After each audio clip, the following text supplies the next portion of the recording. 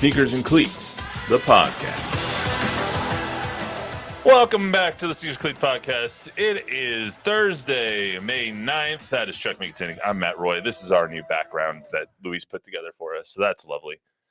Chuck, how are you today? I'm doing great, Matthew. How are you? I am fantastic. The world is not crumbling around us. You know what? I walked in today. I saw a maroon shirt. I thought, oh, look at you representing Texas State. It's like, oh no, Arizona State. How could I have been mistaken? It says Bobcats. It says Bobcats. Nice one. We have a really good recruiting class coming in football and basketball. So you know it's a good time to be a Sun Devil until we don't make the tournament. Good time to be a Bobcat too, and GJ we trust. GJ Kinney is doing a fantastic job up there. How long we're getting off the rails like 30 seconds in. How long do you think GJ Kinney is actually going to be at Texas State? I don't know. I hope a while because, I just do. So, I mean, again, I can't predict the future, but I would imagine if he keeps winning like he does, let the rumors begin. Love it. All right. Well, like I said, it's Thursday, May 9th. We have a lot going on. The Wemby is now officially the Rookie of the Year. We'll talk a little bit about what he said on the NBA on TNT broadcast, which actually might be going away in and of itself. But we won't get into that right now. It's too many tentacles for me. Also saw an interesting article from KMBC in Kansas City that maybe the Chiefs are leaving Kansas City and maybe they're coming to Texas. Maybe even more interesting, they're coming to San Antonio. So we got that cooking. Will Jerry Jones even allow that to happen? That'll be another topic we discuss today. Plus, former mayor Henry Cisneros is chiming in because he's the one that brought one of the ones that brought the Alamo Dome to San Antonio in 1993 in hopes of bringing an NFL team. And now 31 years later, there's the Brahmas and UTSA, but nothing else. So we'll get into all that. But first, as always, we start with number 99. And this one is a very easy one for me, at least, Chuck. I mean, Wayne Gretzky, yeah. How do you think of anyone else? There's one and only one, 99. Yeah, I mean, you look at every time I want to be fascinated, I just look up Wayne Gretzky's stats, and it's almost like looking up Wilt Chamberlain's stats. It's just he has the entire record book. He's the one that made hockey cool. Yeah, I mean, he's in places that didn't have hockey. He's the great one, and he's not Mr. Hockey because that's but he should be. He should be Mr. Hockey. He should have all the nicknames. He is the hockey. Yeah, in my lifetime for sure. And I don't remember what year it was. Bob, maybe give me some help on this.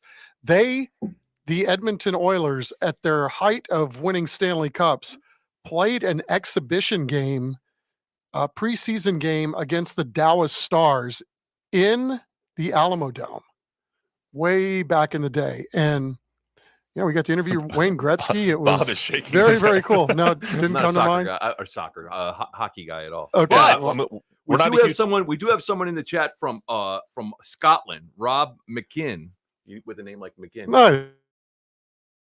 So I'm 33% Scottish, so international. The show is international. Thank you for watching all the way in Scotland. That's awesome. We actually, when we first started, we had a lot of our viewership was French because of Wemby. We're always talking about Victor.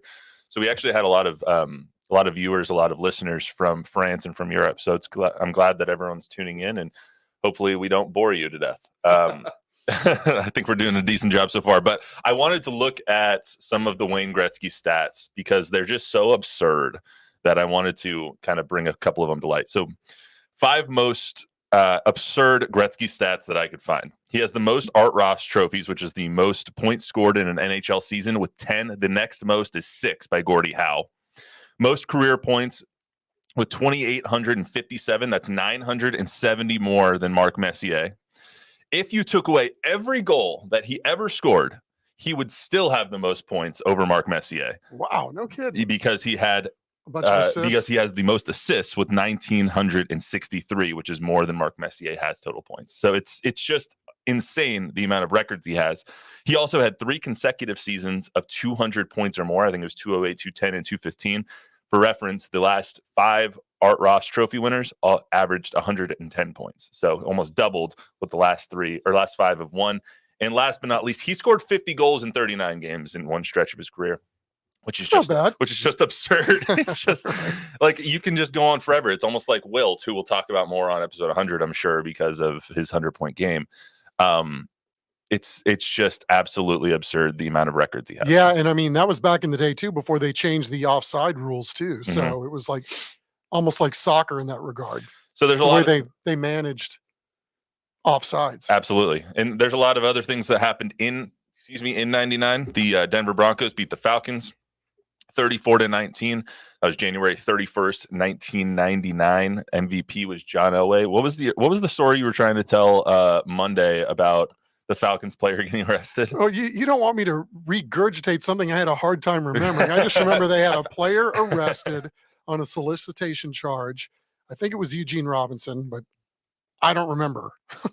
All right, well. And then, so, I don't want to slander Eugene Robinson, but there was a player Sorry, that was Eugene. arrested before the Super Bowl, and it was, pretty salacious a couple days before the Super Bowl that was the headline grabber. All right, well, that was John Elway's last game as well. I'll always remember it fondly. After that, I actually met John Elway for the first and only time that summer at a golf tournament in Palm Desert, California. That's where I'm from. And he signed my jersey and signed my hat and all that stuff. I've told that story here before. That's also the reason I hate him at Smith, because he told me and my dad to F off that day when he was having a bad round. Nice, So. yeah. Well, yeah, it was the maybe Bob, you had it coming. the old Bob Hope Chrysler Classic. Yeah, I mean, my 4-year-old self, like, you. Oh, wow. I'm just He kidding. did that to you when you were 4? Yeah. It was Wow. this Well, was I this- wouldn't forget that either. This was because the summer of 1999, so I was 3. Wow. Yeah, it was insane. And my dad will always tell me that that's the reason. That's the day I started hating Emmitt Smith. The day I started loving the Broncos was because we saw John Elway and Emmitt Smith the same day. John Elway signed all of our stuff. We went to the car, changed, brought everything else out. We were decked out in Cowboys stuff. Wanted Emmitt to sign our stuff, and he told us to F off. Wow. I was 3 in 99. Yeah. Luis, you're really Yeah, dating yourself. And I have warts older than both of you guys combined. Luis said, because he doesn't have a mic, he said that was his second year here at the station. So, and Chuck was here for almost 4 years at that point. I'd already been here for A while. 4 years. Yeah. All right. Well, I don't want to linger on old wounds. Yeah, we're seasoned, man. Anyway. It's all right. Wisdom comes with that. 99 was also Wisdom. the year that the strike-shortened NBA season, the year that the Spurs beat the Knicks in the NBA championship with the Twin Towers, David Robinson and Tim Duncan. 99, the beginning of the dynasty. Yes, remember it well. I won't bore anybody with my story of that. All you have to do is go to YouTube. I did kind of a retrospective that I think is like 8 or 9 minutes long. That was such a fun year to me. I'll go to my grave. That was, of the championships, that was the best one. Chuck, we are here for your boring stories. I'm just kidding. I don't want to. Give me 2 minutes on that championship and why that one is the best one. Well, one, I was there.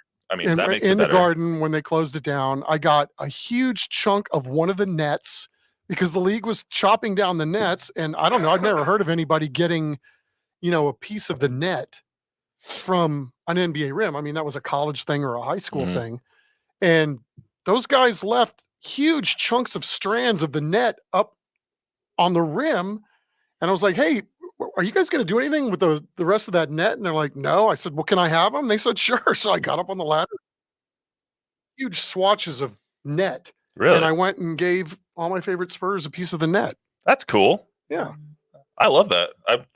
That was, They don't really allow that anymore. But they would, everything is, they would throw you out and that would be the end of it. But, there were other moments too. We during the height of the first road finals, because we weren't able to do it in the Western Conference Finals, Malik Rose promised us that we could come up to his room and watch him play video games against whoever. And, there was back in the day where things were on laptops and people played video games with like a little port in the middle. And because we couldn't do it in Portland, I asked Malik if we could do it during the finals. He goes, "Oh yeah, no problem." Well, we got busy with final stuff. So our camera guy, Raul Cortez at the time, we sent him over there. And 3 hours later, he came back and he goes, "You're never going to believe who was playing with Malik." Like, we thought it would be a couple of ball boys and, maybe an assistant coach or somebody, but it was Malik, Sean, David, and Tim. It was the mother lode of sound. These guys clowned on each other, and we milked that story for probably a good 10 days where we were just running like minute and a half vignettes of it. Oh, it was gold. That's TV awesome. gold. That's awesome. I just put the link in the Did in the you? You comments. found it? Yeah. Very All nice. right. Well, if anyone wants to see that 8-9 minute piece that Chuck did from the 99 finals, Bob is the GOAT, and put that in the Yes. chat. And when we Thank you. when we put this up There's some snippets of that video game thing in there. awesome. And that was just a fun year. And a lot of it had to do with the fact that I think I had 6 days off that entire NBA season because there were games that they would play back to back to back. They were trying to jam as many games as possible into a condensed schedule because of the It was only lockout. 54 games, right? 51 games, 50 something. like I don't that. remember what it was. And the Spurs got up to a horrible start that 6 and year. 8, right? You know, there was all kinds of nonsense going on early about what this team was. And then when they flipped it, and they were basically unbeatable after about the first 10 or 11 ball games. Yeah, I mean, they swept the middle 2 series and then only lost 2 to the Knicks. Game 6, right? 2 to the Knicks, something like that. Yes. Anyway, yes, we got a lot to get to. There's rumors that the Chiefs are leaving Kansas City. As many of you may know, the Chiefs, the Jackson County tax referendum was voted down last month, which would have redone Arrowhead Stadium and a lot of their field, a lot of the boxes. It was a multi-million-dollar thing. And that also would have put the Royals downtown. It was a whole joint venture that voters not unanimously, but unequivocally voted no on. And so now there's like, okay, Clark Hunt, the owner of the Chiefs, wants a new facility instead of just renovating the old one. And now they're like, okay, do we move to Kansas or do we move to somewhere else on the Missouri side of Kansas City, or do we move out of Kansas City completely? So that brings us to where we are now, where Jackson County legislator Manny Abarca says one reason he's been so aggressive in trying to reach new deals with both the Chiefs and the Royals is the concern about Texas. As many of us know, the Kansas City Chiefs used to be the Dallas Texans back way in the day, before any of us really. And then the murmurings, and then this is also all on KMBC 9 in Kansas City, by the way. They have that story up on their website. You can read that there. Then Abarca goes on to say there's murmurings about it, but the fact that there's even murmurings means that there's something going on. Means that, like, where there's smoke, there's fire. Henry Cisneros, the former mayor of San Antonio back in the 90s, then said this to KMBC. He said, quote, "I think Kansas City ought to do what they can to save the Chiefs, and the Chiefs ought to remember the great success they've had with Kansas City and how loyal these fans have been. That should be a marriage that lasts in perpetuity." So a lot of different factors going on, but it brings to question the general topic of, can San Antonio handle an NFL in San Antonio in general? Well, we've talked about this. I think every 18 months something comes up where we have to kind of retell the story again. Could San Antonio support an NFL team? From a fan standpoint, 100%. But there's not enough money here to augment an NFL football team. So now, if you combine Austin, their resources, their fan base, with San Antonio's resources and fan base, 100% they could.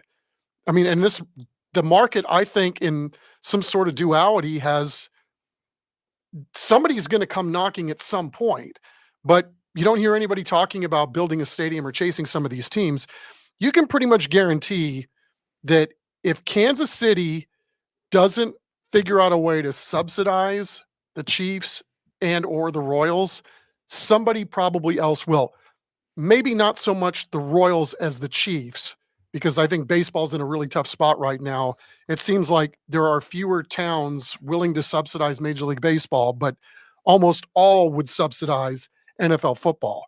But having a team potentially available guarantees nothing. I mean, what would preclude the Chiefs from just moving down the freeway and going to St. Louis? That was a hell of a sports town. Yep. It is a hell of a sports town. They had a decent arena. I mean, a decent stadium. I mean, but again, it comes down to a lot of different variables. You know, is anybody here have the appetite? Where would you put a stadium like that? But you would have to combine forces, because these owners are not going to take a step back.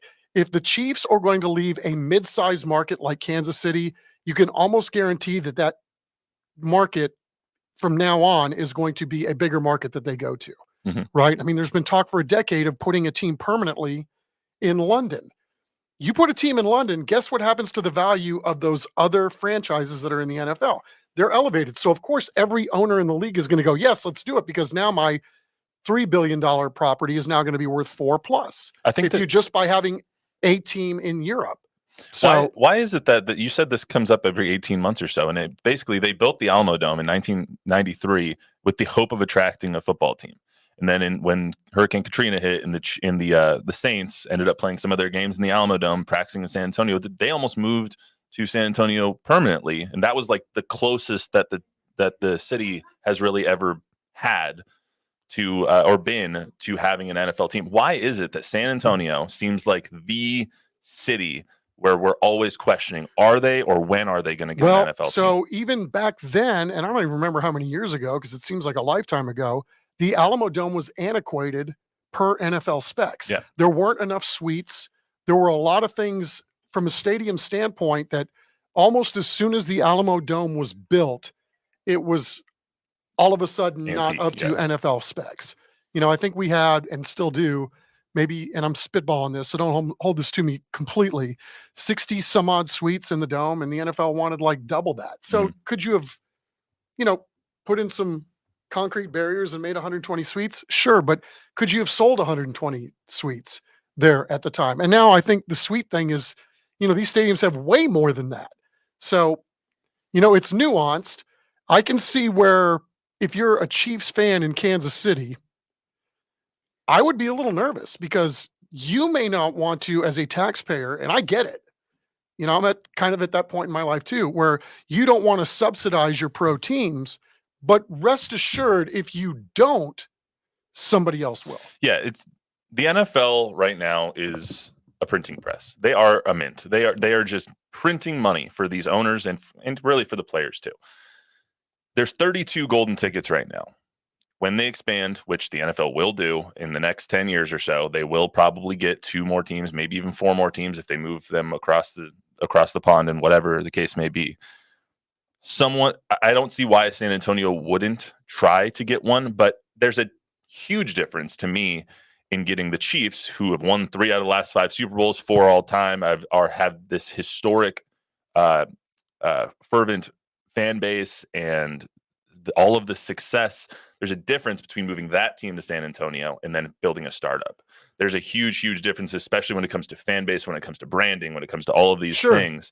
And so if I was Clark Hunt, I would want to move my team, and I was to move my team. I don't see why it wouldn't be San Antonio or Dallas or some other team, some other place in Texas where you already have those roots and you already have that branding. You already have this fervent fan base here in San Antonio that's looking for the next team to love, and that team's not going to leave like the XFL teams have passed or the AFL teams have passed or any of that stuff. But does it make sense is a whole nother question. Yeah, I mean, again, it's super nuanced, right? Because at the end of the season, I can't remember the media outlet that did a survey of just about, 200 football players, and the Chiefs scored low on just about every conceivable thing you could be rated on that has nothing to do with football, right? Well, I mean, it does on the support staff and all that. They don't have air conditioning in there. Right. Locker rooms, facilities, you name it.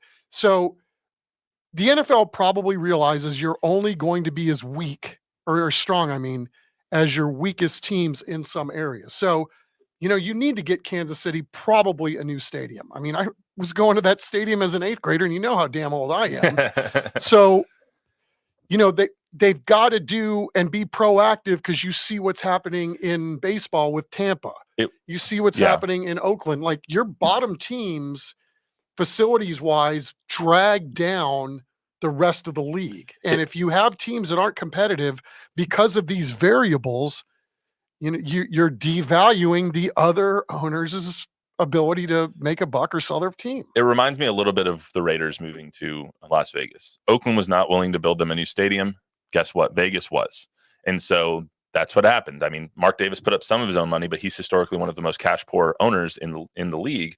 And so is Clark Hunt. Clark Hunt is not one of those, like, Denver Broncos type owners, the Walmart money. They don't have the Walmart money.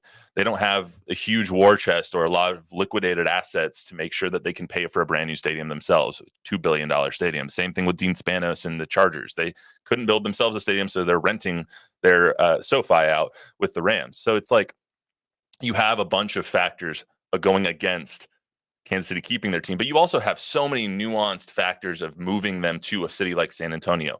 The Alamodome's not going to stand up. They're going to need a new stadium. Will the fan base accept them and want them here because of the Cowboys? This is Cowboys country, as we all know, and we're going to get into that in 1 second. There's just so many different, especially in the Spurs are now looking to build a new stadium downtown. Rumors has it. And the Missions are looking for a new stadium downtown. Like there's only so much land to go around here at a certain point too. So I mean, San Antonio has been down this road 1,000 times before. They were faced with this situation in the late 90s with the Spurs. Peter Holt, I was in the meeting that he said this. If we don't get a new stadium on the referendum by whatever the date was, we're going to move. We got 7 You're cities. acting like Jerry Jones. And here they are. Sorry, I don't want to be doing that. We got 7 cities that want us: Baltimore, Anaheim, New Orleans. They went through the whole litany of things.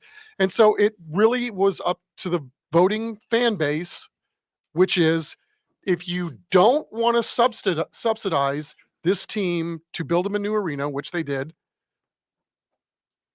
then they're going to leave. So you may not want to do this, and that's fine. Go vote and vote against doing this. But if you vote against this, it's guaranteed they're going to leave, because they're going to get it from somewhere. And if you don't want it to be you, rest assured they're going to get it from somebody else. And with that being said, a brand new stadium and a brand new team in Texas is never going to they're always going to have hurdles. And one of the biggest ones is going to be an 80-some-odd-year-old man in Dallas.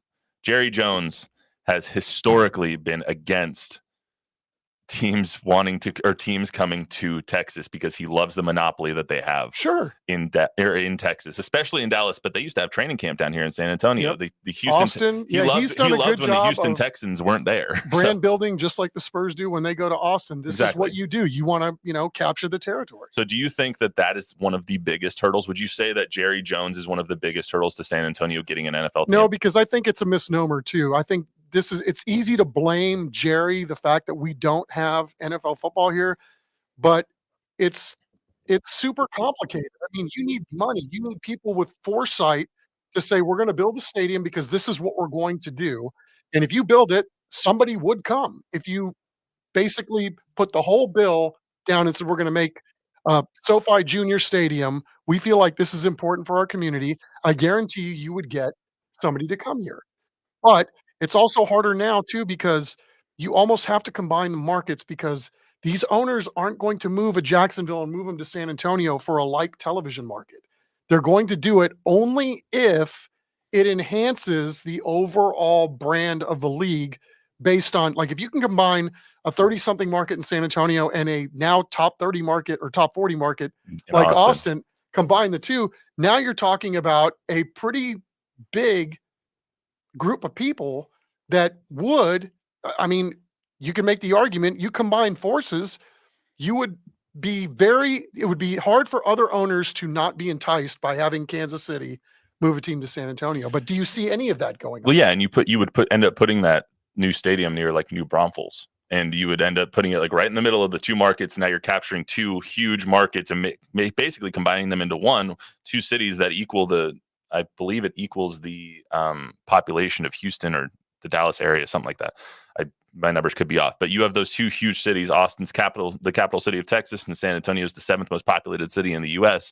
You have those two combined now, and then it would be a whole new market almost. And so I see your point, and that would raise the value of not only the franchise, but it would raise the value of all the other franchises here. So if you're asking me, I think Jerry Jones is a hurdle, but if you explain this is how much money it's going to put in your pocket, he would get over it.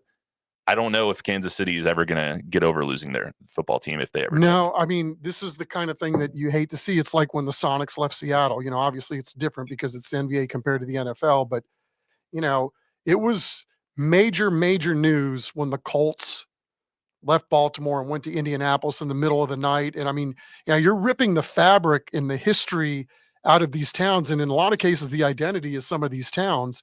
And you saw what the state of New Orleans did when there was the rumors of the Saints coming to San Antonio, and that was starting to feel real. Well, the NFL went in, talked to some politicians, and now both the Saints and the basketball team there get subsidized by taxpayer money in the state of Louisiana to keep them there. So those teams are being financed by the public in order to keep them there. But I'm sure the people of Louisiana feel like having both of those teams there greatly enhances their invisibility around the country. Yeah, I mean, it's all obviously very early in the process, and the Chiefs have to figure out what the hell they're doing in the first place. But it's just it's interesting that the news stations in Kansas City, KMBC9 is a station that my in-laws watch. I mean, my in-laws live in Kansas City. They watch the news every single night. They flip around to different channels, except for one of them, who I won't say. But they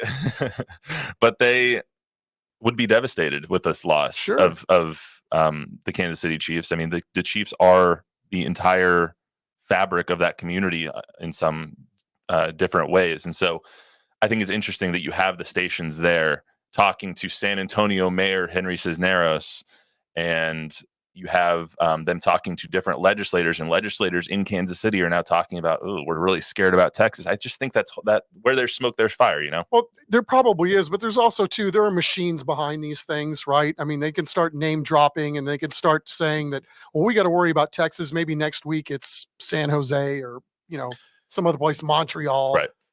It's really hard to know what's behind the inertia on some of this, but I think I speak for you too. I mean, the hope would be there's some sort of resolution, because you don't want to see the Kansas City Chiefs, especially what they've become the last half decade, to go be playing in Timbuktu. I really just don't want Travis Kelce anywhere near a city my wife's in. So the real truth comes out. Bob, any questions? Oh, by the time a stadium gets built here, he would probably be retired. God, so I think you're going to be safe. A couple of comments have come in. Robert Kessler says, we are not a football city. Look at the stats of attendance for the Brahmas and now the Gunslinger franchises. We have not done enough to support the many football clubs that have tried. Then David Garcia, kind of on the same thing, said, at this moment, please fill up the dome for the next UFL Brahmas home game, which is on May 19th. And I'm telling you, I love watching the Brahmas right now. I do too. And they're good. But and there's also a difference between the XFL, 100%. UFL, and the NFL. The NFL is a machine. There's the NFL, and then there literally is everything else. That's the way it is. The NFL is here, and then I don't care. You name the sport, you name the league, minor baseball, whatever. There's the NFL, and then there's everything else. And you correct me if I'm wrong here. I've only lived in San Antonio for a little more than 2 years. But what I've learned is that they will adopt and love whatever team is here. The Brahmas are 2 years old. They have a decent following. They were second in attendance last year in the UFL. I mean, the UFL is this brand new startup league. And so it seems to me, you see the way that they've adopted Wemby and the way that they love the Spurs and the way they filled up the arena this year just to see them lose 60 games this year. I mean, I think that San Antonio is one of those communities that if you put an NFL team here, even if it's a startup or if it's the Chiefs, they're going to love them and they're going to fill up the arena anyway. I think they would. I always go back to, this would be my reasoning on this, is like, you could be a Cowboy fan, but still pay for season tickets for whatever team is here. I think what would be difficult is if it's an NFC team you're talking about, and then you're having to preempt those Cowboy games. That would have been a problem with the Saints coming here, because there's no way the Saints on TV would have done what the Cowboys did. That makes sense. So there was a lot of moving parts, and the NFL saw that from a business standpoint too. And let's not forget, you put this to a vote, Jerry Jones has got one vote. If Jerry Jones was running the league like maybe he was 10 years ago, then Roger Goodell wouldn't be the commissioner.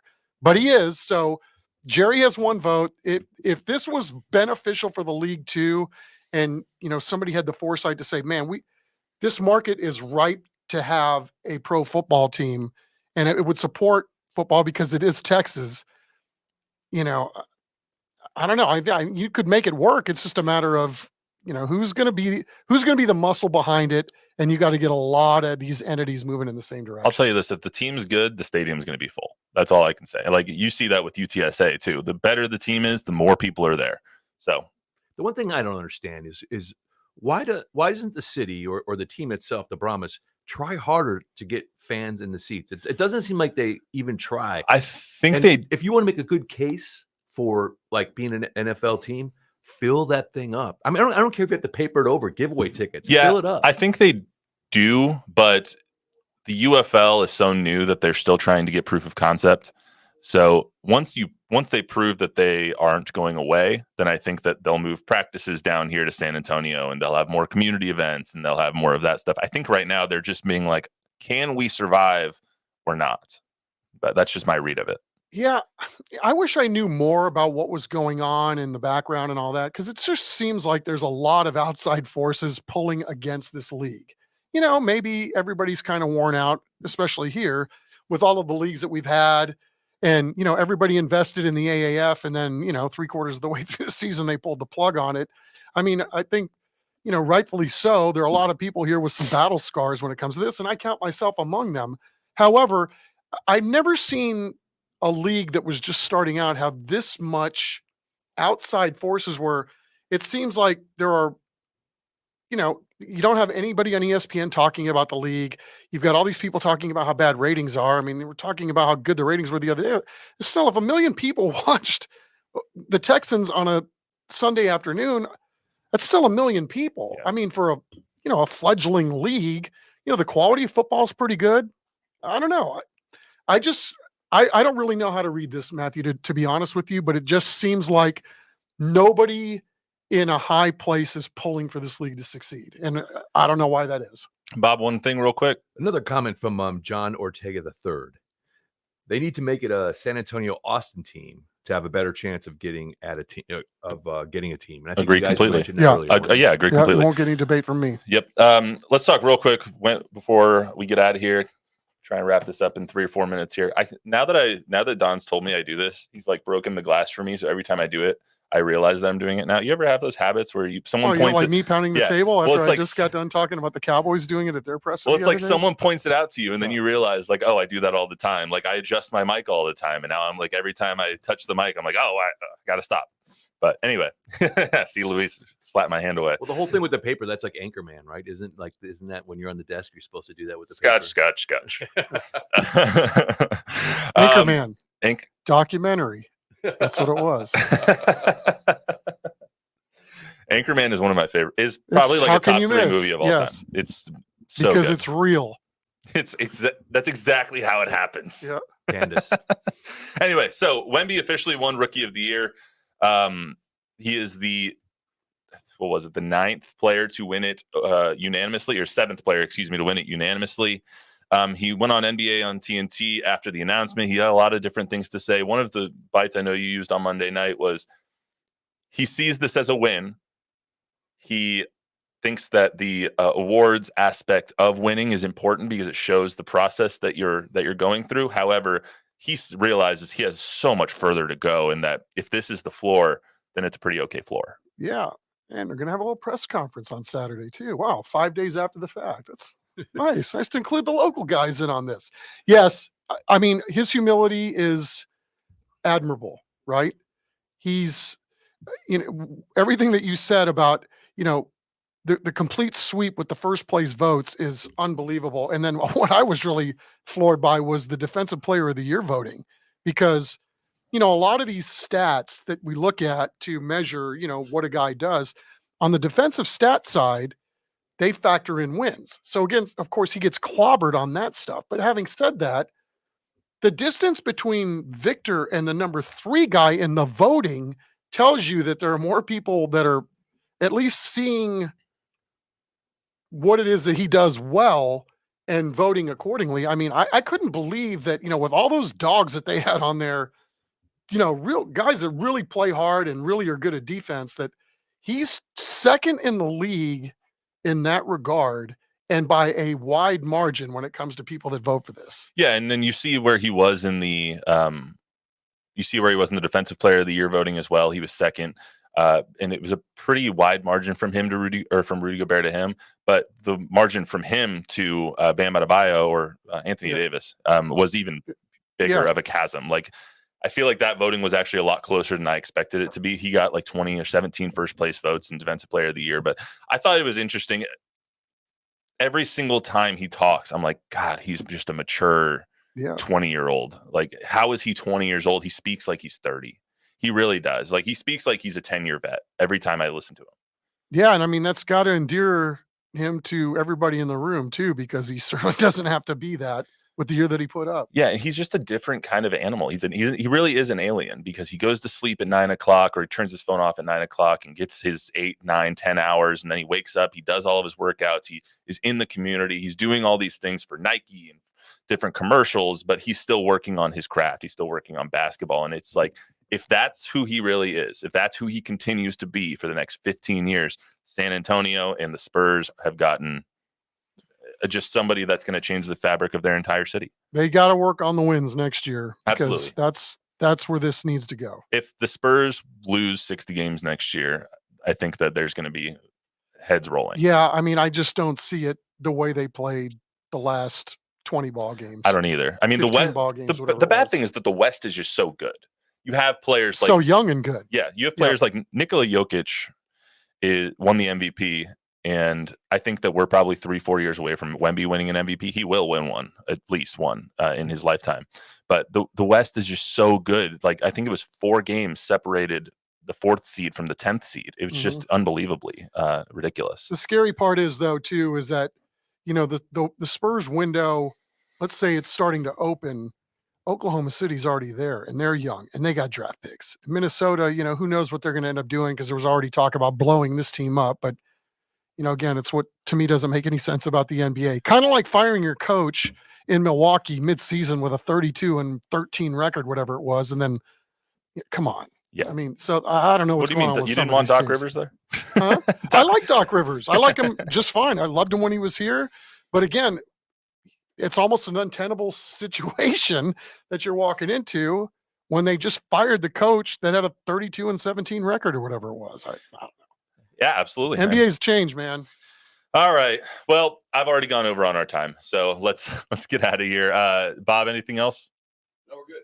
All right. Well, hopefully the Chiefs don't treat, or Clark Hunt doesn't treat the Chiefs like Art Modell treated your Browns back in the day. So. Not even allowed to say his name. Sorry.